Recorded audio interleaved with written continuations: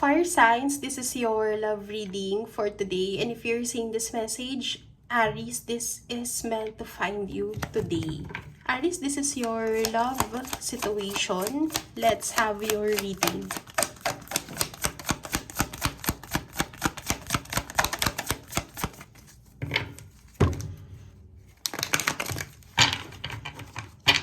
Take what resonates and leave what doesn't, because someone needs to hear this today. Aries, this is for you. We have the Seven of Swords in your first card. We have the Six of Cups. And Four of Swords. Aries, I get the sense here that you wanted this love connection so bad. And meron ka lang sa feeling mo na parang natatakot kang i-express yung totoo mong nararamdaman sa tao na to. Not because you're afraid of rejection but because you were hurt before. At dahil nasaktan ka, medyo nag-iingat ka na parang ayaw mong maging vulgar sa nararamdaman mo. Ayaw mo na may malaman siya sa feelings mo.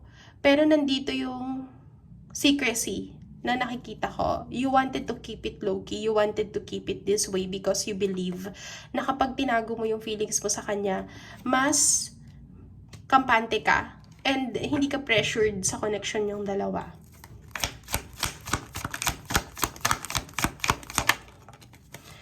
Okay, so you're trying to balance the situation. Like, gusto mong bigyan ng boundaries to with the Devil card. Siguro, Aries, ikaw yung tipo ng tao na hindi ka basta-basta nagsasabi ng feelings mo kung hindi siya sure. Or gusto mo muna makasiguro bago ka mag-take risk. For some of you, yung mga nasa in a relationship na Aries natin, nakikita ko sa cards nyo na nagsisisi talaga yung person nyo sa mga ginawa niya at gusto niyang ibalik yung dating kayo. So, kung may feeling ka dito, Aries, na hindi siya nakikinig sa'yo before, now it's the time, now it's the chance to take this opportunity because I'm seeing here that your person wanted to give it a try again. And with the Temperance card, nandito yung balancing ng connection. So, kung dati hindi siya masyadong expressive, pero mag-ingat ka, Aries, ha? Kasi kung sa tingin mo hindi naman siya worth it bigyan ng chance, huwag mong gagawin. Pero kung may nakikita kang changes sa kanya and gusto naman niyang magbago, why don't you give it a try? Because I see here that with the Justice card, gusto niya maging fair and balanced sa'yo. Kaya lang siguro sa situation or sa mga nangyari sa inyo, mas naging maingat din siya. And hindi niya alam kung paano ba siya magsisimula. Siguro kung bibigyan mo siya ng hint na ito pa rin yung feelings mo para sa kanya, I think makikinig naman siya sa'yo. And I think that's the time that your person will make a move kapag na-feel niya na safe pa rin maging open sa'yo. And kapag na-feel niya na safe pa rin naman na maging kayo. So, yun sa mga may commitment or relationship. And let's see, Aries, dito sa cards, kung ano yung sinasabi for your person, kung sakali naman na kayo ay may situationship. For those confirming, take a spirit. So, for those who have a situationship, I wanted to express this based dito sa cards na meron siyang alam tungkol sa nakaraan mo. Like, siguro nag-search na siya, hinanap niya. Basta, nakikita ko dito na sinusubukan niyang i-trace kung ano yung nangyari sa past mo. Sinusubukan niyang i-check kung may mga nagbago sa'yo or mismo sa sitwasyon mo. Meron bang babae or lalaki kang nakilala in between or during the no contact. Kasi meron dito situation na magka-situationship kayo or magka-MU kayo, tapos nagkalayo kayo ng konti. Ngayon, gusto niyang malaman or maintindihan yung part na ano yung mga nangyari during the no contact situation. So, inaalam niya yan. Nandun siya sa process na yon. My advice for you, Aries, is you have to maintain the composure. You have to maintain the composure and let the person know or understand what you truly feel. Kasi kung magpapakatotoo ka sa kanya, mas magiging maluwag yung pagsasama niyong dalawa. nandito kasi siya sa point na pinag-aaralan niya talaga kung ano yung magiging decision niya. Ano yung magiging decision niya sa situation yung dalawa. And I also see here with the devil card na nandun siya sa point na lowest ng life niya nung nakilala ka niya. So, there is something about you na nakita niya, naobserbahan niya, napansin niya. And honestly, masaya siya sa mga nakikita niya sa'yo because you are something different from the rest. So, if you were to ask me, Aries, maganda yung nakikita ko ditong energy because, thank you Spirit, yung person mo ay gusto niyang mag-invest ng time sa'yo. Gusto niyang maintindihan yung lalim ng connection yung dalawa. Pero sa ngayon, siguro ayaw niya muna dahil natatakot siya sa magiging outcome ng situation niyo. And sa mga may relationship siguro, sa applicable lang to for those who are in a relationship na Aries, itong person mo, may mga ginagawa siya sa side like hindi niya sinasabi sa'yo. So, this person is not fully transparent with you. I see here a lot of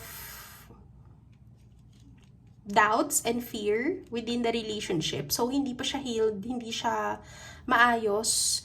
Kaya siguro, nararamdaman mo na may mga changes or pagbabago rin sa kanya. So, kahit gusto niyang ituloy yung pakikipagrelasyon sa'yo, hindi niya ma-push yung connection ng dalawa. Maybe because of the current things or current situation na nangyayari sa pagitan yung dalawa. Meron ako nakikita dito na parang cold ka sa kanya. Siguro hindi mo siya pinapansin, not because ayaw mo na, pero siguro nasaktan ka sa mga nalaman mo at gusto mo na lang manahimik. Though Aries, hindi naman makakatulong yung galit na yan, pero sometimes it's okay to release the fear and pain para maluwagan ka or guminhawa yung nararamdaman mo. Sa totoo lang, masaya ka naman. Masiyahin ka ng tao. And nakikita ko rin dito na gusto mong balansehin lahat ng bagay sa paligid mo. Pero dahil may naghihinder sa growth mo, siguro yung pain na naramdaman mo sa past, you need to release that in order for you to move forward in life. Kasi kahit nasa relationship ka pa sa tao na to, minsan kailangan mo ring sabihin sa kanya, kailangan mo maging open sa kanya, ano ba talaga yung nararamdaman mo. I believe that the relationship works with good communication. So, walang masama, Aries, kung sabihin mo sa kanya yung totoo mong nararamdaman. This person could understand you. And hindi makakatulong na magbe-blaming game kayo. Like, niloko ka niya, lolokohin mo siya. Hindi ko nakikita, Aries, na doon mo mare-resolve yung issue. Mas lalo siyang lalala. So, try to prevent it. Kung sakali na naghahanap ka ng makakausap, naghahanap ka ng iba, just to point out the wrong things for this person. I got to sense here with the 7 of Swords that we all have karmic situation. Lahat tayo may karma, lahat tayo may mga nagagawang masama. Pero, nakadepende kasi yan kung paano natin i-handle, paano natin gagawin ang lahat ng bagay. Because things could be, out of proportion sometimes, but it's up to us on how we handle things. Kasi Aries, ang sinasabi sa'yo dito, kailangan mong magdesisyon ng naaayon sa nararamdaman mo and intuition mo, hindi pwedeng magbati ka sa ibang tao. In the end of the day, that is your life. So, wala kang sisisihin na kahit na sino kung sakaling nagkaroon ng problema or kung sakaling may misinterpretation sa side niya. It's still your decision. Ikaw ang may karelasyon sa tao na yan. Ikaw ang magde-decide, hindi ibang tao.